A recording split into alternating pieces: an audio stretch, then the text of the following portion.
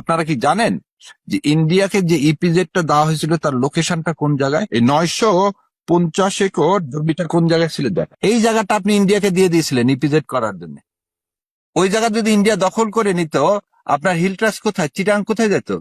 এই জায়গাতে যদি মিলিটারি ইন্ডাস্ট্রিয়াল জোন করেন, তাহলে আল্লাহর ইচ্ছা ইনশাল্লাহ কোনোবার কোনোভাবেই ওই জায়গাতে আঘাত এনে আমার এই অংশটাকে বিচ্ছিন্ন করার কোনো সুযোগ থাকবে না। সবাই বলতেছে যে বিএনপির দেখা দেখি জামাত ইসলাম বাস নিয়ে আসছে। আপনি দেখছেন দুইটা বাসের মধ্যে পার্থক্য?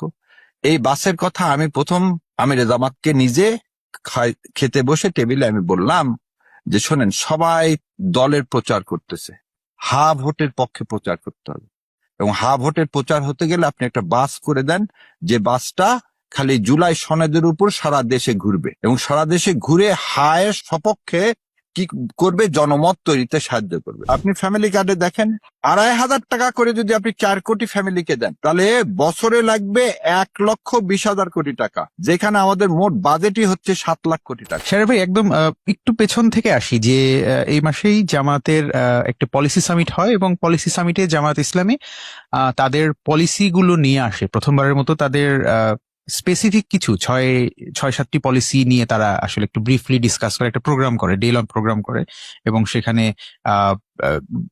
বিভিন্ন বিশিষ্ট ব্যক্তিবর্গ, এডিটর্স ফোরামের এডিটর্সরা ছিলেন, এবং ইউরোপিয়ান ইউনিয়ন থেকেও অনেকেই ছিলেন, কূটনীতিকরা ছিলেন।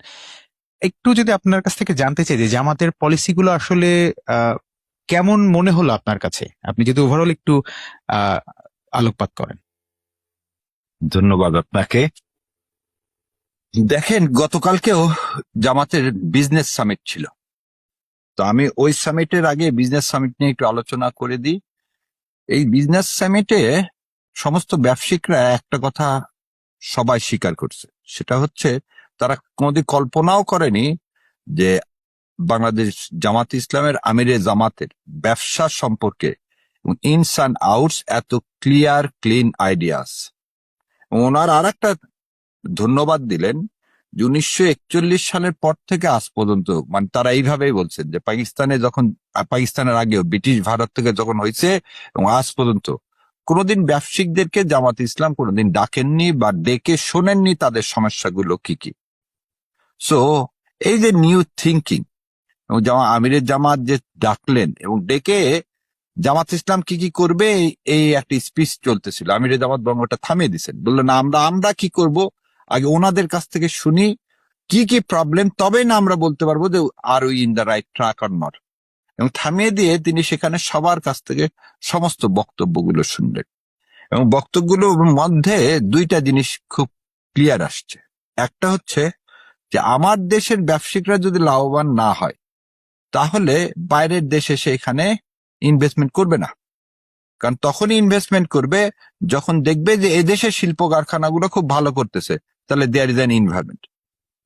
দ্বিতীয় যে জিনিসটা বলছিল ওখানে সবাই, যে লাল ফিতার দৌরত্ব, মানে আমলাতান্ত্রিক জটিলতা। এবং এখানে একটা কথা বললেন, ফার্মাসিউটিক্যাল কোম্পানির ফার্মাসিস্টদের জেনারেল সেক্রেটারি, এক ফার্মাসিউটিক্যাল কোম্পানি করতে গেলে 41টা লাইসেন্স লাগে, there is no one stop shop. তার মানে একটা কোম্পানি করতে গেলে ব্যাংক লোন নিবেন, তারপরে এই বছরের পর বছর ঘুরবেন, এই 41টা লাইসেন্স নিতে 2-4-5 বছর চলে যাবে। সো আর একটা জিনিস আর একজন বললেন যে গ্যাসের লাইন দিছেন, টাকা জমা দিছেন, গ্যাস নাই, বা গ্যাসের যে প্রেসার থাকার কথা সেটা নেই। তার জন্য কি করলেন আপনি হচ্ছে জেনারেটর কিনবেন, জেনারেটর কিনে জেনারেটর দেখা যাচ্ছে তেলের যে দাম, সে দামে আপনার যে প্রোডাক্ট সেটা বেড়ে যাচ্ছে। তাহলে তারপরে কি করতেছেন আপনি, ঠিক আছে এটা বাদ, সিএনজি নাও, সিএনজি আসতেছে না, এলপিজি মাঝে মাঝে কৃত্রিম সংকট তৈরি হচ্ছে। সো এই যে ওভারঅল এই যে সমস্যার কথাগুলো আমির জামাত শুনলেন, এবং আমির জামাত শুনে খালি শুনলেন না, ওখানে ওনাদেরকে কি স্পেসিফিক এবং বলে দিলেন যে কিভাবে আমলাতান্ত্রিক এই যে জটিলতা, কিভাবে একটা ওয়ান স্টপ সার্ভিস দেওয়া যায়, এর একটা ক্লিন আইডিয়া উনি দিলেন। এবং আমার মনে হয় ব্যবসায়িক সমাজ এটা বুঝতে উপলব্ধি হলো যে বাংলাদেশ জামাত ইসলাম কি করতে চায়, সে বিষয়ে তাদের একটা পরিষ্কার ধারণা আছে। এবার আসেন আপনি সামিটের বিষয়। প্রথম কথা আগেও বলছি, এখনো বলতেছি, আপনি বেকার ভাতা যদি দেন, এখানে কথা উঠছিল যে বেকার ভাতা দেওয়ার কথা বাংলাদেশ জামাত ইসলাম প্রথমে কি করেছিলেন, দেওয়ার জন্য প্রস্তাব করেছিলেন, এবং আমিরে জামাত এখানে এটাকে অবজেকশন জানাইছে, যেটা nothing call public money, all are taxpayer money, all are taxpayer money. আপনি যে প্রণোদনা দিবেন সেটা যে ফর্মেই দেন, that will not encourage entrepreneurship.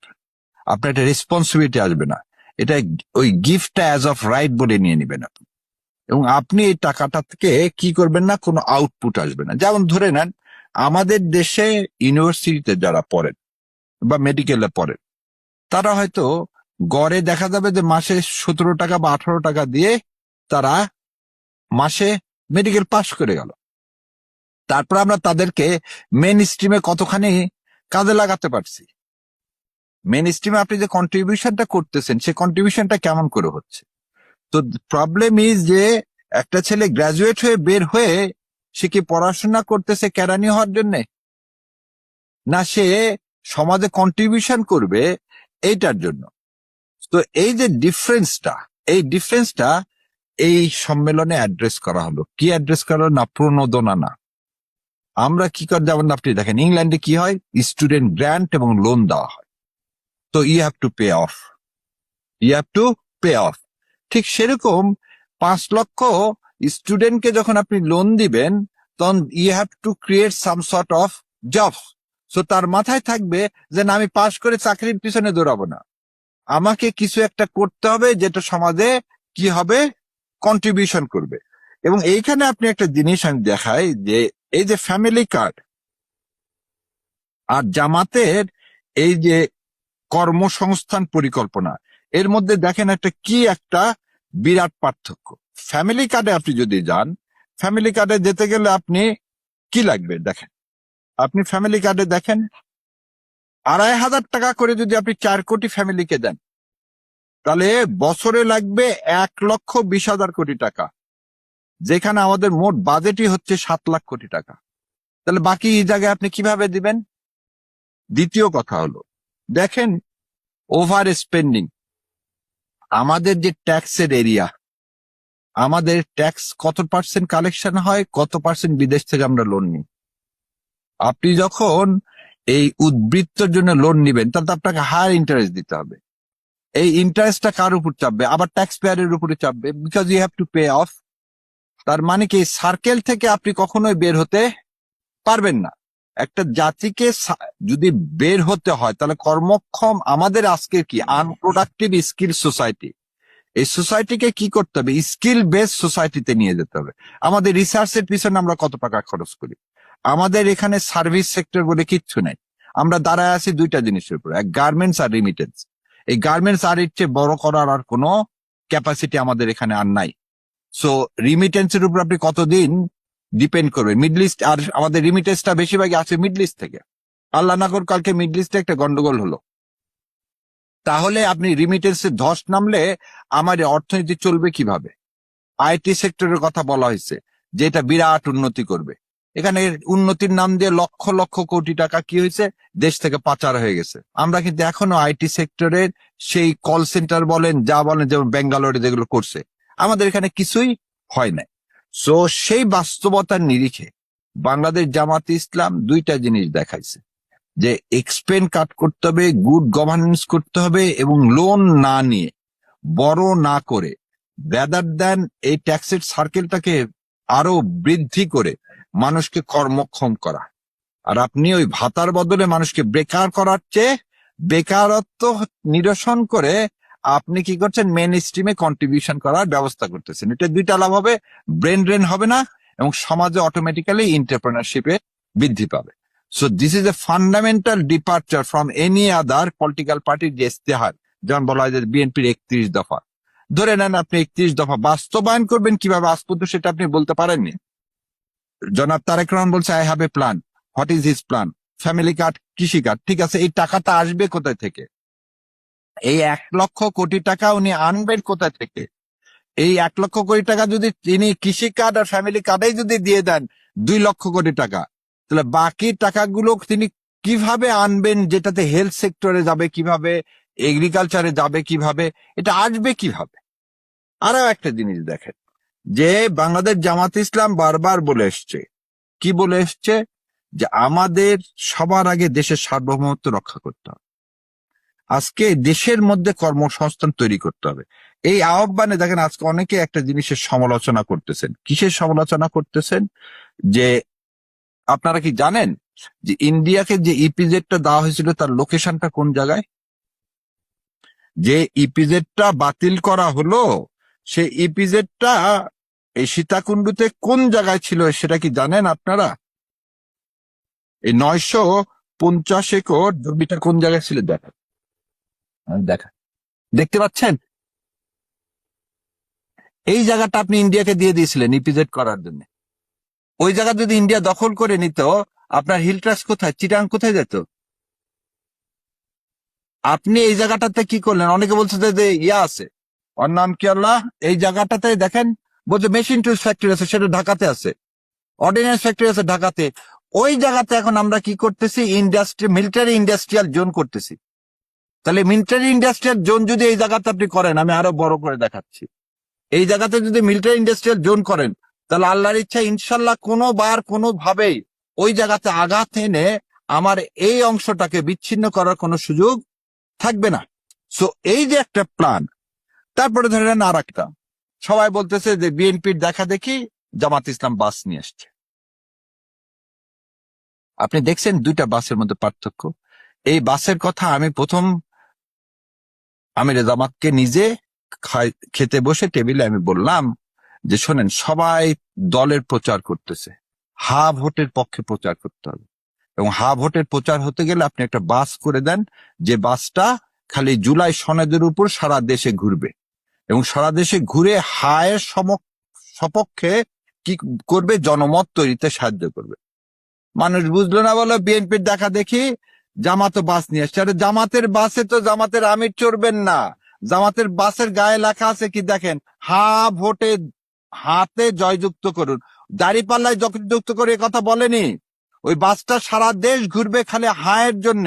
যেখানে বিএনপির মতো একটা বৃহৎ দল, তার চেয়ারম্যান আজ পর্যন্ত কোনো মিটিং এ বলেননি হাকে জয়যুক্ত করার কথা।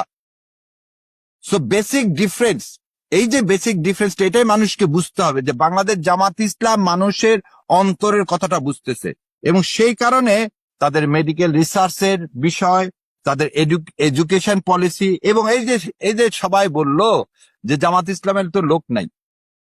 সো দ্যাট সামিট শোজ যে দেশের যত, খালি দেশ না সারা পৃথিবীর যত বাংলাদেশি আছেন, তারা কিভাবে দেশে কন্ট্রিবিউশন করতে চায়।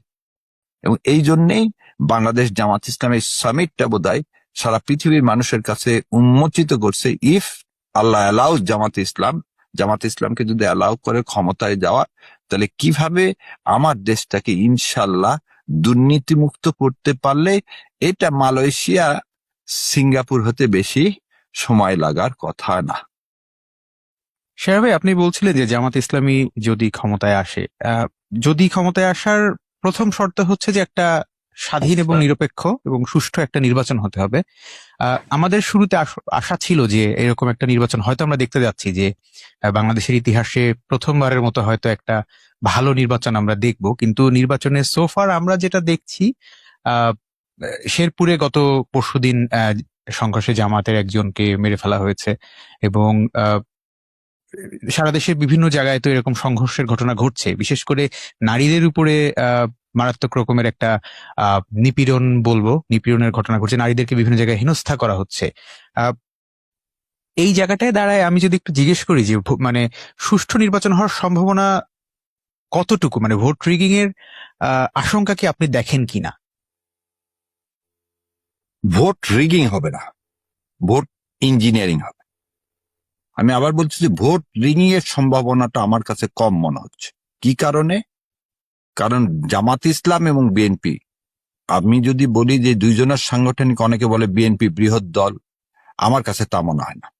আমি সারা দেশে যতখানি ঘুরে আমার কাছে মনে হয়েছে জনসমর্থনের দিক থেকে বিএনপি এবং জামাত এখন ইকুয়াল, এবং মাঠের পর্যায়ে যদি বলেন জনশক্তির দিক থেকে, জনশক্তিতে বিএনপির চেয়ে জামাত ইসলামের জনশক্তি অনেক বেশি ক্যাপাবল, অনেক বেশি ইউনিফাইড, অনেক বেশি ট্রাস্টেড। এবং এটার একটা কথা বলি আপনাকে, 2008 সালে ওই যে ভোলা থেকে মেজর, ওনার নাম হচ্ছে, বিএনপির ক্যান্ডিডেট ছিলেন হাফিজুজ্জামান। হাফিজ বলছিলেন আমার সমস্ত ইলেকশন এজেন্ট গুলোকে শিবিরে ছেলে পেলেকে দাও। সো এই কারণে আমার কাছে মনে হয়েছে যে ভোট রিগিং এর চিন্তাটা যদি বিএনপি করে, সেটা প্রতিহত করা না, প্রতিরোধ করাটা সম্ভব। এবং তারা প্রতিহত করতে গেলে সেটা কি হয়ে যাবে, সেটা বিএনপির জন্য লস হয়ে যাবে। সো ভোট ওইখানে আমার মনে হয় না কি হবে, যে ভোট রিগিং এর কাজটা হবে না, ভোট ইঞ্জিনিয়ারিং হবে। কেন ভোট ইঞ্জিনিয়ারিং হবে, একটা জিনিস আপনাদেরকে শোনাই। ভারতের সাথে কি সম্পর্ক হবে? ভারতের প্রধানমন্ত্রী, মাননীয় প্রধানমন্ত্রী নরেন্দ্র মোদী সাহেব চিঠির মাধ্যমে যখন উনি কন্ডোলেন্স মেসেজ জানান চেয়ারম্যান সাহেবকে, ওই লেটারেই বলছেন যে তারেক রহমান সাহেবের নেতৃত্বে নয়া দিগন্ত এবং নয়া new phase of relations they are willing to reset. ভারতের সাথে কি সম্পর্ক?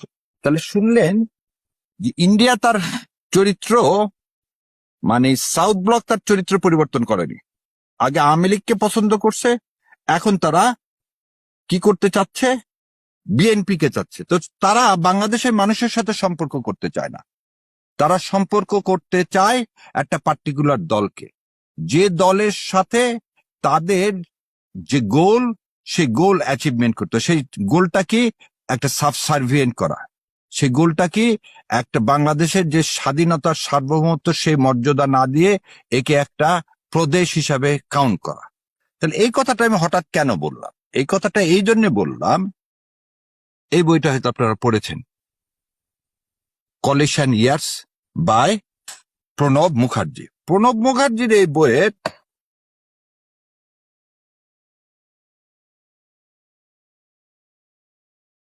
এই 114 নম্বর পাতা, 114 নম্বর পাতার 4টা লাইন আমি একটু পড়তেছি। আগে বলেনি 2008 সালের ইলেকশনটা হয়েছিল হচ্ছে ডিসেম্বর মাসে।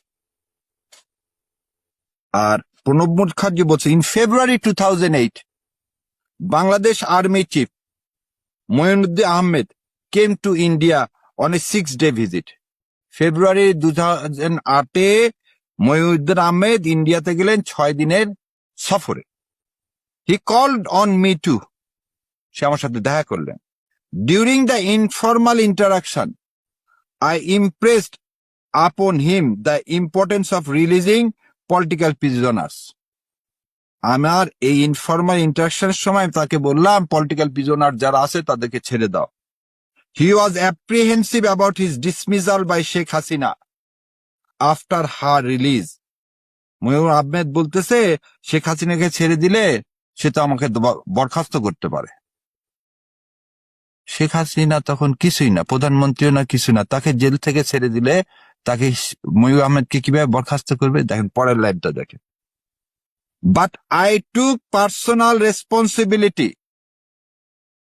বলতেছে প্রণব মুখার্জি সাহেব, আমি পার্সোনাল দায়িত্ব নিলাম, and assured the জেনারেলকে আশ্বস্ত করলাম, of his survival after Hasina returned to power। 2006 তো খালেদা জিয়া ক্ষমতায় ছিল, তাহলে রিটার্ন টু পাওয়ার বললেন কেন? তাহলে ফেব্রুয়ারি 2008-এ মঈনুল আহমেদ জানতেন যে সামনে একটা ইলেকশন হবে, সেই ইলেকশনে ইন্ডিয়া শেখ হাসিনাকে বসাবে, এবং শেখ হাসিনা ক্ষমতায় গেলে তাকে আর আর্মির কি রাখবে না, চিফ অফ স্টাফ রাখবে না। প্রণব মুখার্জি তাকে অ্যাসিওর করলো, তুমি চিন্তা করো না, শেখ হাসিনা ক্ষমতায় আসলো তোমাকে কি করা হবে, চিফ অফ স্টাফ রাখা হবে। এই যে I took personal responsibility and assure general of his survival after Hasina return to power. তার মানে 2008 সালের যে ইলেকশন, সেই ইলেকশনে আমি আপনি ভোট দিছি, রিগিং এ কিন্তু 2008 সাল খুঁজে দেখেন, রিগিং কিন্তু পাবেন না। তাহলে how Hasina came to power, that is election engineer. এখন এই ইলেকশন ইঞ্জিনিয়ারিংটা কি হয়, এটা নিয়ে আমি কয়েকবার বলছি। আমি যেটা যেটা আমি ভাবতেছি যে এবারে তারেক রহমানকে এবং বিএনপিকে জেতানোর জন্য ইন্ডিয়া মরিয়া। এবং আপনি একটা জিনিস দেখবেন, যে সেদিন আমি গতকালকে একটা টক শোতে বলছি, যে কোনো ফরেন সার্ভিস যে আসুক সে সমস্ত পলিটিক্যাল পার্টির সাথে বসবে ইলেকশন আগে, তাই হচ্ছে কালচার। যেমন আমেরিকার যে রাষ্ট্রদূত আসলেন, তিনি এসে কি অ্যাম্বাসেডর এসে তারেক জিয়ার সাথেও দেখা করলেন, আবার আমিরে জামাতের সাথেও দেখা করছেন। ইউ প্রতিনিধি দল তারেক জিয়ার সাথে দেখা করলেন, আমিরে জামাতের সাথেও দেখা করছেন। Mister Jaishankar did not see anyone except Tarique Rahman. Jaishankar আসলেন স্টেট ভিজিটে, সে এসে যদি ফিনারেলের জন্য আসতেন তার তো সে শোক সম্পত্ত বইয়ে সাইন করতেন, ওখানে সবার সাথে দেখা হতো, 5 মিনিটের কথা বলে চলে যেতেন। Why he had a 1-to-1 তার একা, মানে তারেক জিয়া এবং তার মধ্যে সংসদ ভবনে গোপনীয়তার সহিত কেন 40 মিনিটের মিটিং হলো? এবং আর জেনারেলি মিটিং হওয়ার পর তো একটা কি হয়, প্রেস কনফারেন্স হয়, কি কি আলোচনা হলো। সে প্রেস কনফারেন্স আজ পর্যন্ত জীবনে কেউ দেখেনি, আজ পর্যন্ত কেউ জানে না। এই তারেক রহমান সাহেব প্রতিটা মিটিং এ ভারতীয় আধিপত্যবাদের বিরুদ্ধে কোনো টু শব্দটি করেন না। উনি হাদির বিচার চেয়ে, হাদির কবর জিয়ারত করছে, তো হাদির বিচার চেয়ে তিনি আজ পর্যন্ত কোনোদিন কোনো কথা কোনো জায়গায় বলেননি। উনি বলেননি যে আমি ক্ষমতায় আসলে ভারতীয় আধিপত্যবাদ থাকবে না, এদেশ মাথা উঁচু করে দাঁড়াবে। হাদিকে যারা হত্যা করেছে, যে দেশ তাদেরকে কি দিছে, আশ্রয় দিছে, তাদের বিরুদ্ধে আমি ইউনাইটেড নেশনে পর্যন্ত যাব। এই ধরনের কোনো কথা আপনি কিন্তু শুনতে পাবেন না। তার মানে কি? There is understanding. এটা কি ডিনোটস করে? There is understanding. তারপর আবার দেখেন সিংলা কি বললেন। সিংলা বললেন ভোটে যদি কারচুপি না হয় জামাত আসবে না। Why you are apprehending this? তুমি আমার স্বাধীন একটা সার্বভৌমত্ব দেশের ভোটের ব্যাপারে তুমি আগাম কি কথা বলতেছো, যে জামাতে ইসলাম যদি ক্ষমতা আসে তাহলে তুমি যাতে এই ইলেকশনটাকে স্টিগমাইজ করতে পারো, প্রশ্নবিদ্ধ করতে পারো। আর আপনি মেয়েদের কথা বললেন, বিএনপি সবসময় চিন্তা ছিল যে মেয়েরা হয়তো সবচেয়ে বেশি ভোট দিবে বিএনপি কে, কিন্তু ডাকসু এবং সমস্ত ছাত্র ইলেকশনে দেখলো হলগুলোতে সবচেয়ে বেশি ভোট পেয়ে গেছে জামাত ইসলাম। সুতরাং তাদের এখন কথা হলো কি, যে যে করে হোক মেয়েদেরকে ঠেকাতে হবে। এবং এ বিষয়ে একটা তাজ্জব কথা বলে ফেলে দিল, কি বিকাশ নাম্বার না হচ্ছে, এনআইডি না হচ্ছে। আরে আহম্মকের দল, একটা জিনিস বলি, বাংলাদেশ জামাত ইসলাম আমেরিকা থেকে একটা সফটওয়্যার নিয়ে আসছে, যে সফটওয়্যারে প্রতিটা মানুষের এনআইডি এবং ফোন নাম্বার যদি দেওয়া থাকে, তাহলে তাকে মেসেজ দিয়ে জানানো যাবে আপনার ভোট নাম্বার এত, পুলিং নাম্বার এত, অমুক জায়গায় আপনার ভোট কেন্দ্র। তাহলে আগে স্লিপ দেওয়া হতো যে আপনি আপনার ভোট কেন্দ্র কোন জায়গায়, আপনি হয়তো জানেন না, একটা বুড়া মানুষ। তাহলে আজকে তো সবার মোবাইল আছে, আগে তো আর মোবাইল ছিল না, আগে বাড়ি বাড়ি দিয়ে লিখে দিয়ে আসা হতো। এখন তো সেটা সম্ভব না। এই জামাত ইসলামের কর্মীরা বাড়ি বাড়ি যে বলছে যে আপনি দিলে, আপনার ফোন নাম্বারটা দিলে আপনার ফোনে এই মেসেজটা চলে আসবে। এনআইডি নাম্বার কেন না হলো? কারণ ওই সফটওয়্যার এনআইডি নাম্বার না নিলে আপনার এই ফোন নাম্বার, যে আপনার রেজিস্টার্ড ফোন নাম্বার, আমি কিভাবে বুঝবো?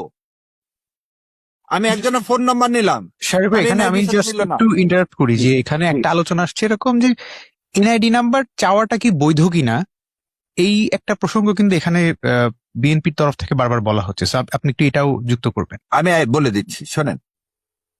এবারে বিএনপি এই কথা শুনলে তো বিএনপি মাথা ইয়ে হয়ে যাবে। সমস্ত প্রশাসন বিএনপি কে এই সমস্ত ইনফরমেশন অলরেডি বিএনপি সমস্ত মোবাইল কোম্পানি থেকে কিনে ফেলে দিচ্ছে। I can challenge through you, যে গ্রামীণ, রবি, সব থেকে বিএনপি সব এইগুলো কোম্পানি থেকে কিনে নিচ্ছে, কারণ ওই কোম্পানিগুলোর কাছে এই রেকর্ডটা আছে। কারণ হাসিনা এই কাজটা করে গেছে। হাসিনা একটা জিনিস দেখেন, থাম্বপ্রিন্ট দিতে হয়েছে আগে সিম নেওয়ার সময়, খেয়াল আছে? গ্রামীণের একটা ফোন নাম্বার নিলে আপনাকে থাম্বপ্রিন্ট দিতে হয়েছে, এনআইডি নাম্বার দিতে হয়েছে।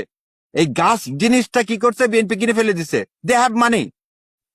জামাত ইসলামের তো ওই টাকা নাই, আর জামাত ইসলামকে তো প্রশাসন ওইটা প্রোভাইড করতেছে না। এই প্রশাসন প্রোভাইড করতেছে না বলে জামাতের কর্মীরা কি করছে, বাড়ি বাড়ি যে এটা করছে, যে কেউ যদি বলে যে দিব না, সেটা পার্সোনাল ইনফরমেশন দিবে না। এতে তো আইন ইনফ্রিজমেন্টের কিছু নাই রে ভাই। আমি বলতেছি আপনাকে এই মেসেজটা পাঠানো হবে, আপনি দিলে দেন, না দিলে না দেন। সুপ্রিম কোর্টে ডাটাবেস আছে, সারা দেশে ইলেকশন কমিশন কি ডাটাবেস থেকে বলছে সমস্ত রাজনৈতিক দলগুলোকে আমাদের ডাটাবেস থেকে সমস্ত ভোটারদের সমস্ত ডাটা আপনাদেরকে দিয়ে দিলাম, আপনারা ফ্যাসিলিটেট করেন, হ্যাঁ ভোটের পক্ষে আপনারা করেন, পার্সু করেন। ইলেকশন কমিশন দেয়নি। ইলেকশন কমিশন যখন এই কাজটা করেনি, তখন তো আমাকে এই কাজটা করতে হচ্ছে।